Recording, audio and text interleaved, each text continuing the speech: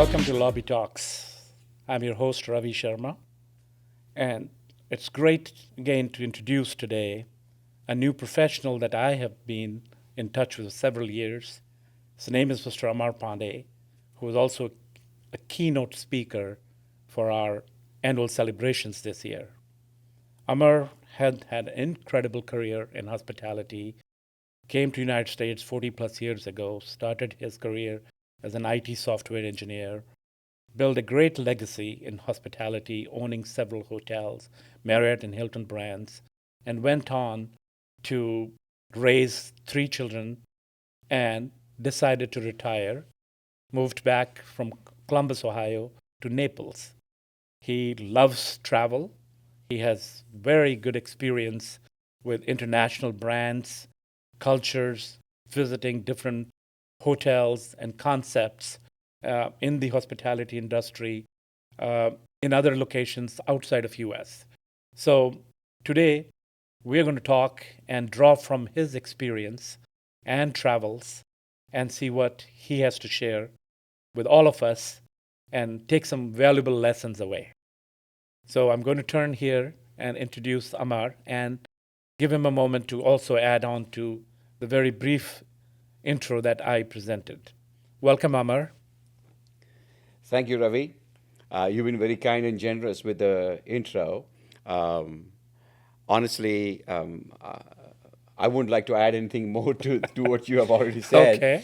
Uh, and it's great to be here. Great to be here with you again, and would love to share some more of my insights into this industry that we call hospitality. So, Amar, let's start with software engineer, completely different mindset, and all of a sudden, uh, you got interested into hospitality, went into purchasing your own hotels, and build a good, nice little empire for yourself. Talk to me about a little bit how you started, what brought you into hospitality. So, hospitality was a result of my last 2 years in the software industry, where I was surrounded by a lot of entrepreneurs, and I was watching and observing uh, raw entrepreneurs, would I say, that would start from scratch, and how this industry of hospitality was being beneficial to a lot of folks. I observed it from a little bit closer quarters, and I felt that this is something that I could get into, and also I could enjoy doing this. Um, and I started looking for opportunities. As soon as I got one, I jumped straight into it, made the most of it once I was in the industry. Right, right. What popular brands did you work? I know you had Hilton and Marriott, but did you also work for some other brands in the Yeah, I beginning? started my first venture in the hospitality industry was a hotel that we had taken over and converted it to a Best Western. Oh, okay. Yeah, and I had a very good experience with them until I decided to sell that hotel. And one of the reasons was to move up and move up into other brands that are more popular at that time. Hmm. And which is where I made the move into the Hampton system, which at that time was not a part of Hilton. Oh, It was a part of a different company, okay. and then some great results with the Hampton hotels, which is what I kept on pursuing in my career. I didn't know that Hampton didn't belong to Hilton at some point. That's good to know. What defines great hospitality in your view, regardless of any brand? Best part of it is some of these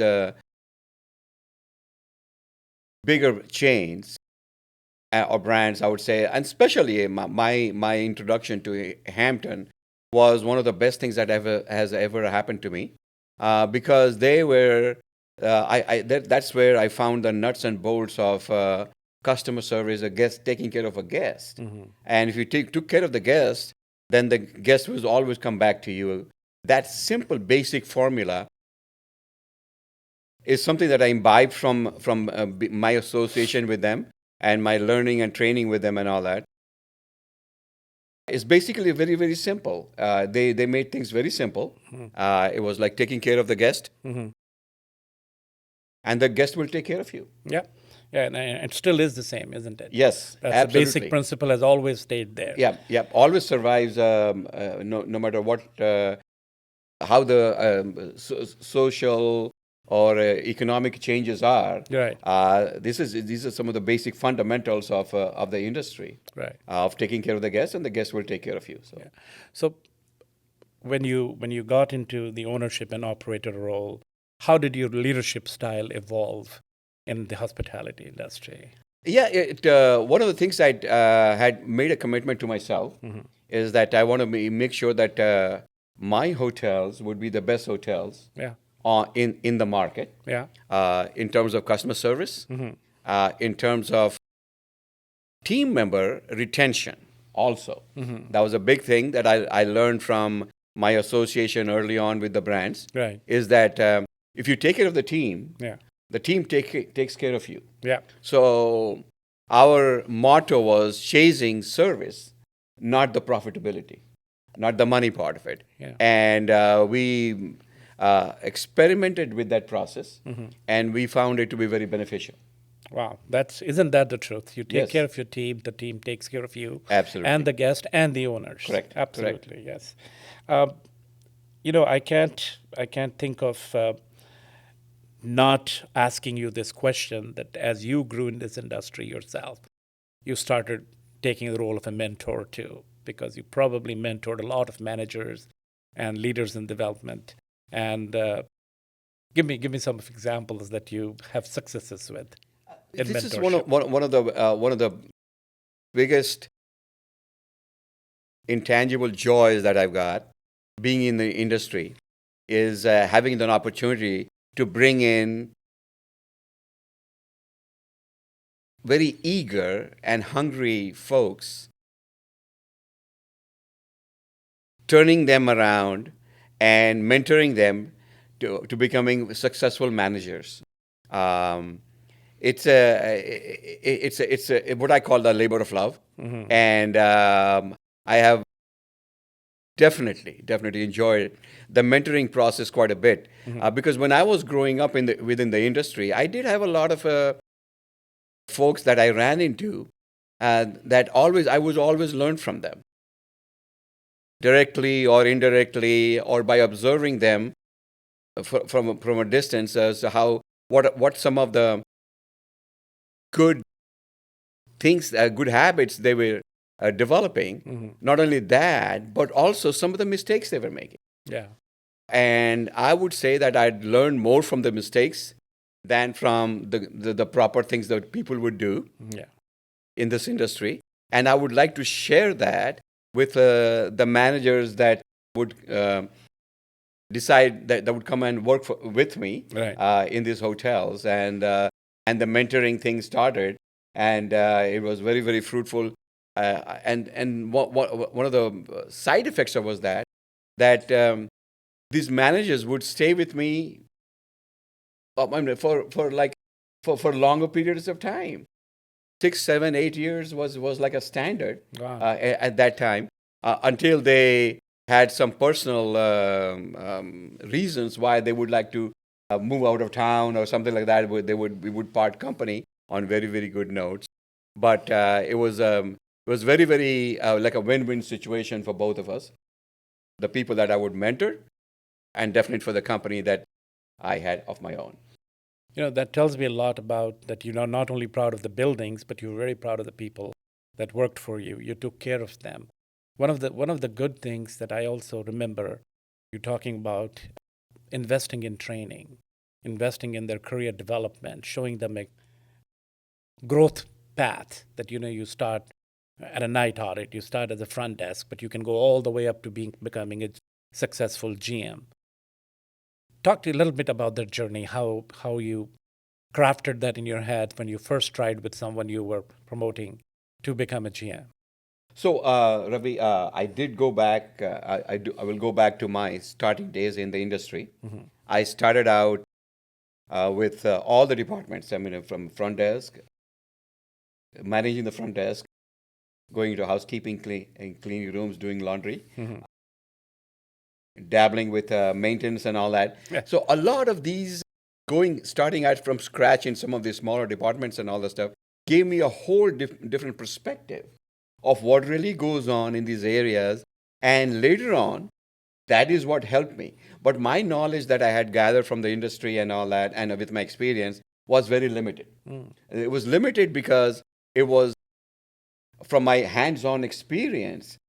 It was not on a professional scale, and I always have wanted to impart the knowledge of like a full-scale knowledge to my managers, and whenever I'm mentoring them on training them and all that.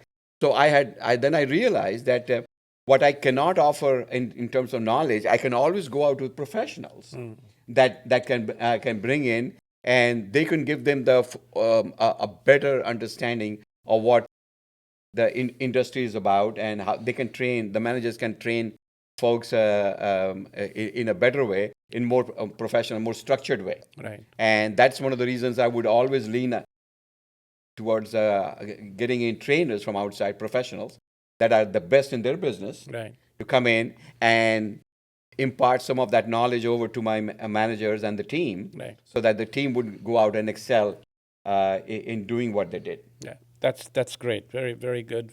And I think that formula even works today. Absolutely. That is exactly a good formula to have, and it keeps working. So, our next segment, Yeah. fun segment, I'm going to ask you a series of questions, and your answers is check in and check out. Okay. If you're checking in, you agree with it, you explain. And if you check out, you explain a little bit about it. Sure. All right. So, the first question, early mornings. Check in. I'm an early morning person. Okay. I would like to get things done, especially doing the workouts and all that stuff.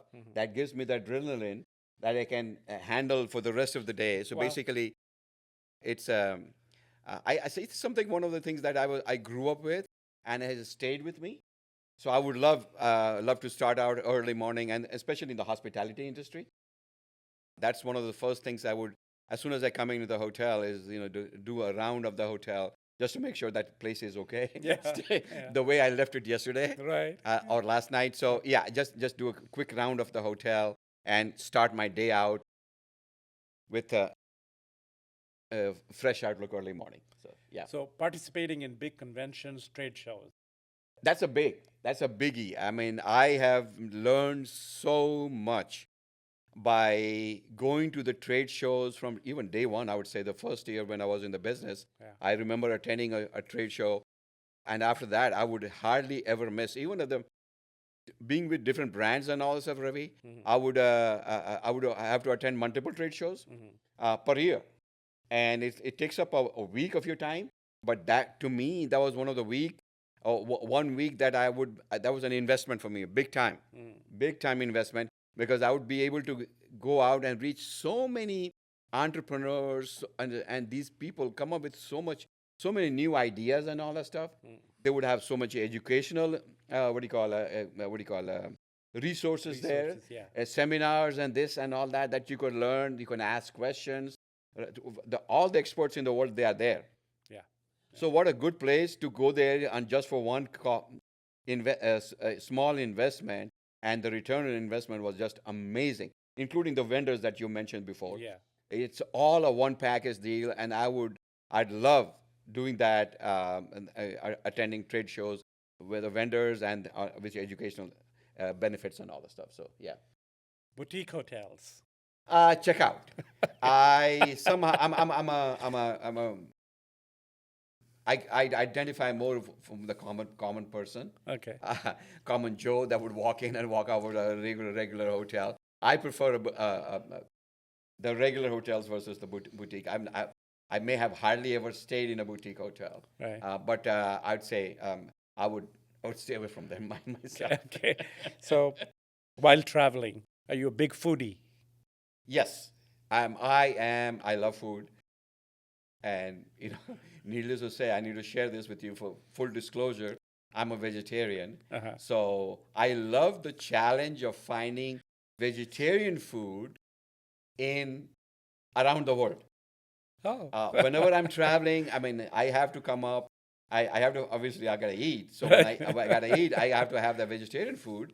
And some of the things that we have done in the past that I love to take the challenge of finding and talking to the local people and see if they can understand what vegetarian food they can offer and all that stuff. And I love it. I love it. So yeah, I love to try um, Different foods. different food all over the world. Last question. Live music while traveling. Yeah, actually, I what I've done is I've kind of while traveling, there's a lot of dead time that we have, like you are traveling in a bus or a train or plane and all that stuff. Depending on the time of the day, I would like real soft music in the first half Hmm. and upbeat music in the second half. Okay. Second half is what is the time when my energy starts kind of really slowly depleting. Yeah. So I need that beat Right. to lift me up. Right. And so far, that formula seems to be working out for me. Well, thank you, Robert. That was Appreciate it. excellent. Thank you very much. Thank you. Let's talk a little bit about vendor relations, and they're critical in the success of the hotel. Besides the employees, you have vendors that come and service the hotel in different parts. How important was this vendor relationship? How did you keep them going and engaged with you? And they can make or break you too, right? So how did you invest in that relationship? And if there are any things that stand out? Well, it takes me back to some of the time management that I had to do to carve time out for my vendors. Yeah. One of the things I would do religiously do is attend the trade shows. And from the trade shows, it's amazing how the same vendor that we would be using has a whole different outlook on things at a trade show.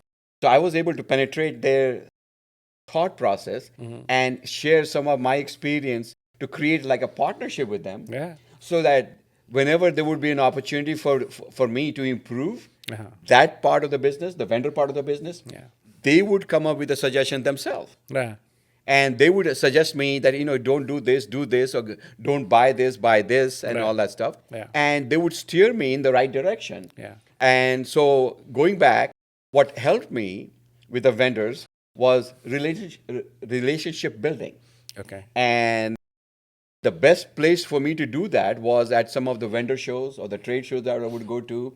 Brands have their trade shows once a year. And then, so I would definitely make it a point to invest in my time to go down there and meet with them one on one. And also at the same time, I would also get an opportunity to go out and see what's new, what's the latest in the industry and all that. I learn from that so that I can bring some of those latest findings and all the stuff and make things more efficient at my hotel. Wow. And even today, vendor relationships are so critical because they have abilities to do multiple projects at the hotel at the same time. And if you have good advisors, not only you can be cost effective in getting the solutions across, but also save a lot of money for the ownership going forward. Oh, absolutely. And Absolutely. that's critical. Yeah. Event planners and sales department is critical. Talk to me a little bit about your experience with sales department and how the event planners and bring business to the hotel, and how did you groom them and how did you prepare them to steer towards success? That was an area that I had a challenge with. Uh-huh. I only had 24 hours in a day. Yeah. So I had so many fires I had to put out, Right. running the show and all that stuff. So that was an area that I did not have much of an insight in. So what I did was I reached out and to definitely the brands in the first place, and they would give me some very very practical advice as to how I would go about handling this. So I would, one of the things I would always try to do is go out and be in the trade shows or the organizational, like the industry shows and all that stuff, Right. which is where it was a great opportunity to network with a lot of successful Yeah. people in the sales area Yeah. and event planning area, and try to pick their brains to find out what's the best possible way of doing things, Yeah. and share some of that learning with my event planners or the sales department so that they can pursue on those leads Yeah. and make some sense out of that. Yeah. And definitely, the sales department is the one that brings in the bread on the table. Absolutely. So, and then I would also invest in training the sales department. Yeah.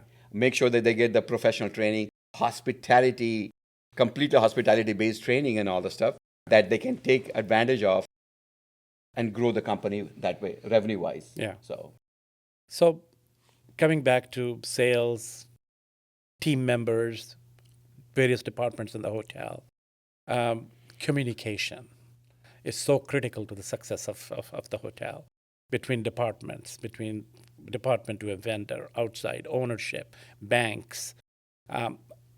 What other traits besides excellent communication and organization, which is basically time management, would you think somebody should be also focusing on to build a career in this industry?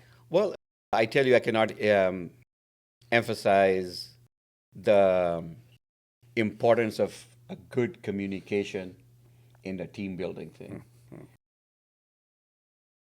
It really is the glue that keeps the entire team together, is good communication and open communication also. Right. And I'd also emphasize that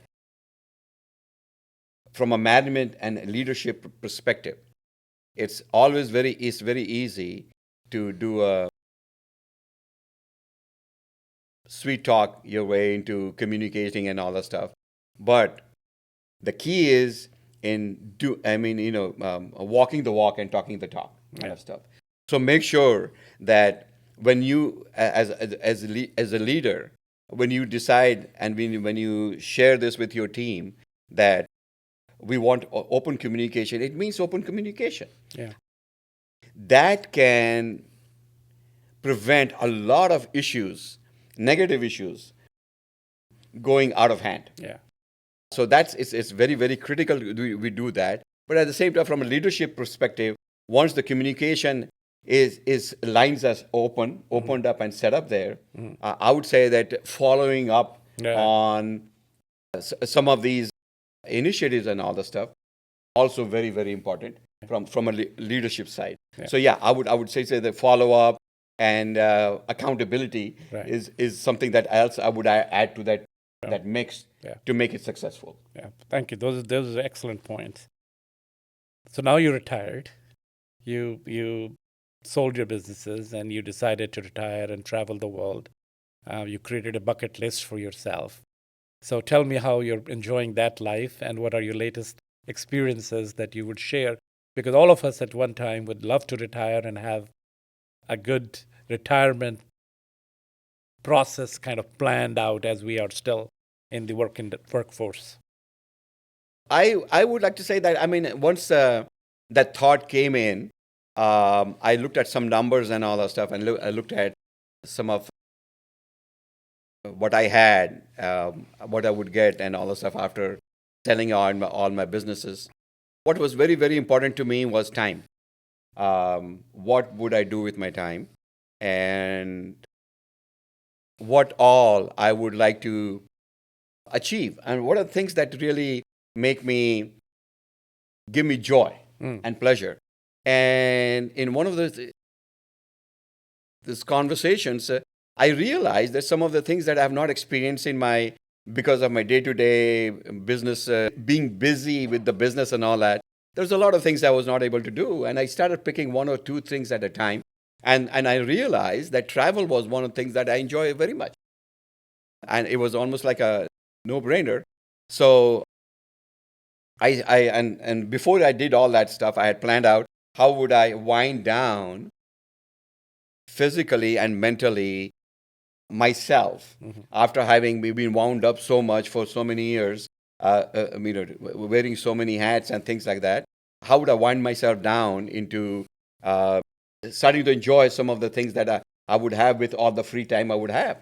And so I started having a mental conversation, mental layering of things. Well, what would I do here? What would I do there? And all that. Yeah. And something that helped me very much was the fact that I would take hospitality, which was my life for the last 30 years, and what would I do with it? And I decided that if I want to stay on one boat, I cannot be in two boats at the same time. So I decided to step out of that boat of hospitality, step in to the boat of retirement and enjoying my retirement.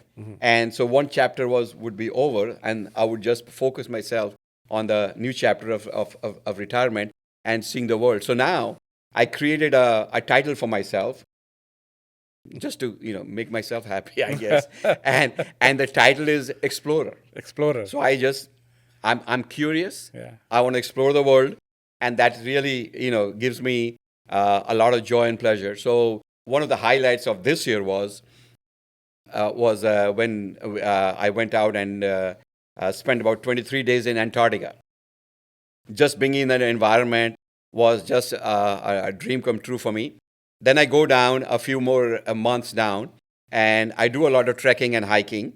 One of the things that me and my friends had come up with is we would like to trek in all the 7 continents. Ah. So I had, after doing Antarctica, trekking in Antarctica, I had one more left that was in Australia, which was Papua New Guinea. And that turned out to be one of the toughest treks that I've ever done. Wow. So that was trek number 7. So that is small things that it may not mean much to others, but small things, small goals that we set ourselves for. And once accomplished that, you feel very good, and you get a lot of satisfaction. And not only that, then you get motivated to go out and seek some more and do more of what you enjoy doing. Yeah. So I would say retirement would be something that you would do more of what you enjoy doing. Yeah. And doing without any pressure, restrictions, yeah, or any inhibitions and all of that. You just do it because just do it. Just have a good time. Yeah. And tomorrow will be another day. Amar, this has been very great, exciting conversations, and I'm really grateful for all you have experienced in hospitality. My last question here would be, any final advice you would like to give to the young hospitality professionals that are thinking of transitioning into this career or want to take the next step to grow and become successful GMs or successful director of sales and marketing or chief engineers and be the top leaders in a hotel? So Ravi, first of all, I would like to thank you and your team for your warm hospitality. You guys have imbibed the spirit of hospitality to a T.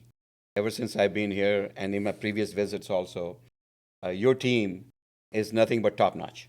So you guys have to be very, very proud of creating a team, especially you at the top there. It's an amazing team that you've created, because it's knowing from where I've come from, I know it's not possible to accomplish what you guys have accomplished at all levels. I mean, whether it's revenue or scores or whatever you call it, you guys have accomplished a lot more, and you do that with a very, very solid team. And I congratulate you that you have created this solid team to take you guys to this level. And it doesn't happen by accident. It's a lot of hard work on everyone's part, especially you, to put all these pieces of the puzzle together to make us this beautiful image or a photograph that you have created here. Now, on the other side of it, things, hospitality is an area that anyone that enjoys taking care of people or taking care of guests and things like that should definitely seriously look into it. Now, you cannot start at the top. You should always if you really want to learn hospitality, invest in starting from the bottom. If you really want a career and grow and be a strong leader, GM, whatever you want to do in this industry, starting at the bottom, start at the bottom. It's not a bad job. If you go into housekeeping, but spend a few months in housekeeping, spend a few months in maintenance, spend a few months in front desk, and you will learn some of the inner core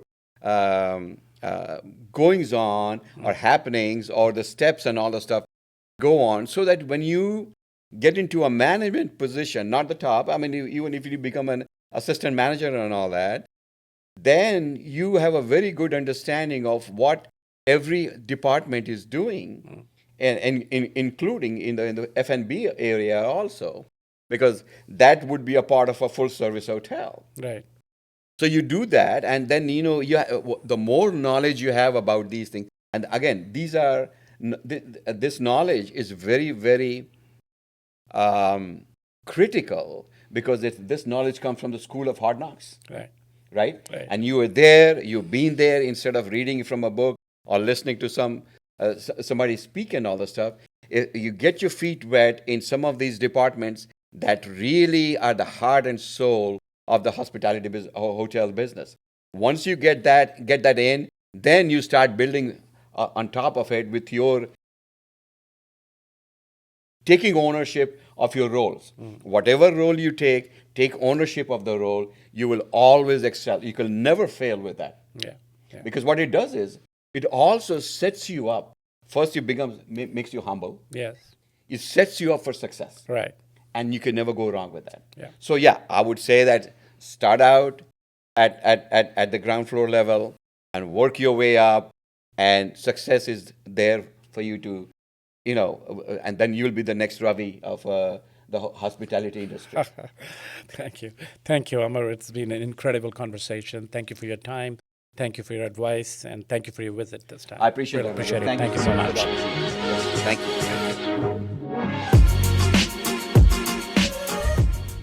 Today's conversation is just a reminder that hospitality is built on perseverance, people, and purpose. Next time on Lobby Talks, we're heading back of house at Marriott Tulsa Southern Hills and Ruffin Event Center to introduce some of our newest team members and explore how they support large-scale events and hotel operations. We'll see you in the lobby. Don't forget to subscribe and check us out on Instagram and Facebook for more behind-the-scenes moments. Thanks for listening.